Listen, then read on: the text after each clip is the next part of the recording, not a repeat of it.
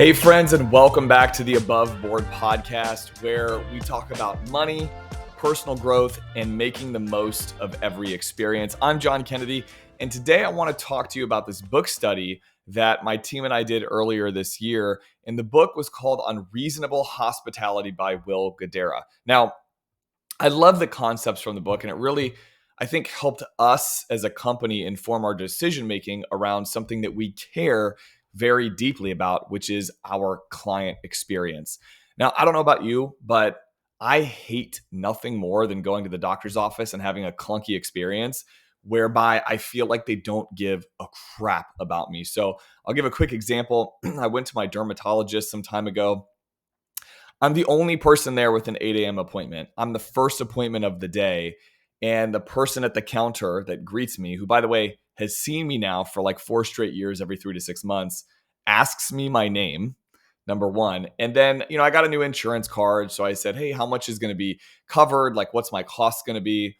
And they didn't know. Like, nobody could tell me how much my cost was before I had my appointment. They could only run that through insurance, which I felt like was such a bogus thing, but whatever. Fine. We moved on from it. I sit down, I go to use the restroom. There's no paper towels there. And then I'm sitting there until 8:35. I waited 35 minutes before I could be seen. Now, like, this example probably resonates with most of you listening to this because it kind of applies to like any service professional whereby we have to jump through all these hoops just to meet with somebody. Like, I can't talk to the person that I need to because I have to go through this like bureaucratic protocol. And I mean, I like, on one hand, I get it. I understand why it happens, especially as companies get bigger and they scale. But channeling the ideas from this book, wouldn't life just like in general be a little bit easier and more pleasant if we remembered that we're here serving other humans who want to be cared for? Like, that little bit of extra attention to detail. And the example I gave, like, if they didn't have to remember my name, but like, I'm the only 8 a.m. appointment. Had they greeted me and said, hey, John, welcome to our office, like, that would have probably set the tone for a better experience than, can you what's your name here? Write your name here on this list. And I'm like, man, they don't know me at all here. This is crazy. So for me, I think the next decade of the service industry is going to be defined by this thing that we're calling the hospitality economy in today's podcast. Now, I know that's like very contrarian, as everyone is like racing to find new ways for automation and new things that AI can do for them to buy their time back. But sometimes just taking that few extra minutes to pick up the phone, call and check on someone instead of like sending an automated text or an email, that can go miles.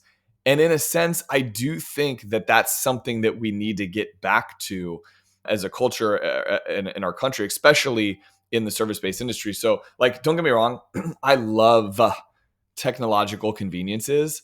I hate, and I won't even use a company if I have to call that company to schedule an appointment. If I can't use Calendly or something convenient to just like book an appointment straight away on my phone within seconds, I'm probably just not going to work with that company. And I'm that way with like restaurants too. If I have to call to make the reservation versus doing it on an app, I'm just not going to do it. I'm not going to call. I don't know why. I know it takes a few seconds longer, but it's just not an interaction that I want to have as a consumer. And so I do love technological conveniences, but I think in this world where we define things by measuring how much output we can do, or like how much we can get done per quarter to like satisfy some shareholders in a boardroom somewhere, I do think that we'll see a reversion to the mean, back to where folks want a unique and an upgraded experience over like no frills and all these hurdles that you have to jump just to work with somebody. And again, I say this in the tone of looking at it from like the service-based profession, not only that I'm in, but just in general service-based industries. Like, you can commoditize certain aspects of what companies do. Like, look no further than CPAs.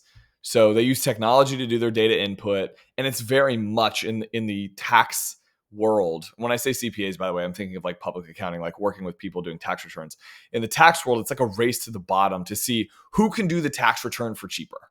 But absent in that scenario is any value placed on like strategic planning that would be involved. So like, if you have 10 rental properties, one spouse has a 1099 income, the other spouse has a W-2 income, and you're trying to retire before 65 and get this thing like called Affordable Care Act insurance, trust me, you're going to want an expert that knows how to walk those landmines and save you money within the confines of the IRS tax code. Now, I don't think everyone or even every industry will want this, but I do think a lot of people want something more than just a transaction like, hey, complete my tax return. They're looking for an experience, they're looking for a connection, they're looking for value or advice, or maybe just a feeling that their needs are not only being met, but being anticipated. And companies that embrace this, whether it's small businesses or financial advisors like in my industry, I think are the ones that are going to build loyalty and grow faster and stand out from the crowd. And so, like, I'll use an example. Like, I take it as a personal loss. It's an L for me all day long if a client calls before I anticipated the call. Now, I know you're thinking like that's not fair, but that's the whole concept of unreasonable hospitality. Is it's like it's an unreasonable thought. Like an example that I'll give is a lot of times I'll hear clients, like if I call them and they'll say, oh my gosh, Sean, let's say we're talking about RMDs, which is something for retirees. So if you don't know what that is, don't worry about it. But it's something that retirees have to do if they're over a certain age from their IRA. And so I'll call them and say like, hey, I want to talk through like how we're going to take your RMD this year and how much tax withholding and blah, blah, blah. And they'll go, oh my gosh, like, I was just thinking about that. And you called, like, that's so crazy that happened. And I love that feeling. I get like infused with that feeling, and I take it as an L when they call before I got to. Like, it popped in my head on a Monday, but they called by a Thursday. And I'm like, darn, I didn't get to them before they got to me. I take that as a loss. And so another example for our team here at Canterpath, when we welcome new clients, we don't just kind of focus on like the numbers or the paperwork. We start with understanding who they are, and then we spend several hours working with them to kind of create a game plan for their financial life situation. And then one of the actions that's involved as a result of these discussions, and this is something that Raina and Megan on our team have really helped create, is a custom branded welcome box that reflects their values. We make it personal, we make it thoughtful, we try to align it with their goals and their values, and just really ultimately make them feel at home with us. And I think what's really cool is, not to brag on us too much, but there are some really good examples that we've learned from the book that I'd like to share. When you open this welcome box from us, there's a handwritten card inside of it, a handwritten note from one of our client concierge team. And inside that, there's an arrow to a QR code. And if you scan that QR code with your phone, an actual personalized video from that team member will pop up welcoming you to our community of clients. And I think this approach has roots in the book Unreasonable Hospitality, which continues to inspire our team to create this like white glove experience for clients.